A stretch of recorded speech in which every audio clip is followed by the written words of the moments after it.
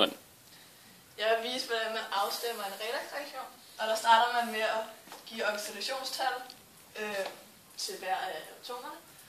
Og til hydrogen, der ved vi, at de altid har plus 1 i oxidationstal. Og når der er 2 af dem, så må det blive plus 2 i alt.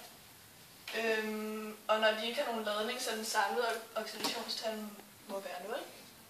Så må svovl have minus 2. Og vi ved altid, at oxygen har minus 2, og når der er 3 af dem, må det blive minus 6. Og når deres samlede oxidationstal skal være minus 1, så må nitrogen få plus 5. Og det er igen med oxygen herover, at den har minus 2. Og når der er 4 af dem, så må det blive minus 8. Og deres samlede oxidationstal er minus 2, så må svovl få plus 6.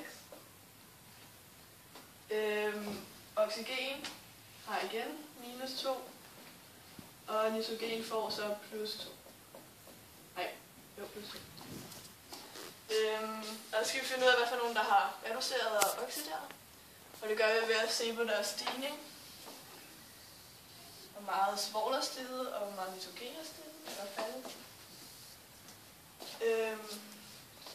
Og svovl, den går fra minus 2 til plus 6, så den har steget med 8. Så den har oxideret. Og nitrogen, den har så reduceret, og den går fra plus 5 til plus 2, så det har en faldet med 3. Og så for fordi at svovl har afgivet 8 elektroner, og nitrogen kun har modtaget 3, så skal vi få det til at blive det samme. For at der ikke svæver nogen elektroner rundt, for det kan der ikke. Så vi ganger her med 3, for at få det til at blive det samme som dernede. Ja, og så skal vi huske at skrive det på foran. Ja. Her.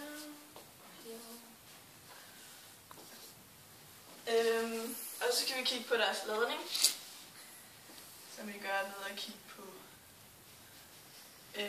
ladninger på begge sider. På venstre side, der er den 3 minus ladning 0, så det er ikke nogen ladning, og 8 minus 1, det må være minus 8. Og på højre side, der må det være 3 minus 2, som er minus 6, og 8 minus 0, som så er bare 0, så det hele er minus 6. Så den har en samlet stigning på plus 2. Så derfor, fordi vi ved, at det er en sur opløsning, så plusser vi med 2H+. Og så for at se, hvor mange H'er der er på begge sider, så mangler vi 8H over på den side. Fordi vi har 2H plus 3 gange 2H, så det giver 8. Så vi skal plus med 4H2. Og så skal vi se, om der er lige mange oxygener på hver side. Og her der er der 8 gange med 3, som er 24. Og på højre side, der er 3 gange med 4, som er 12. Plus 8 gange 1, som så er 8, så det giver 20. Plus 4, det giver 24. Og så en afstemning.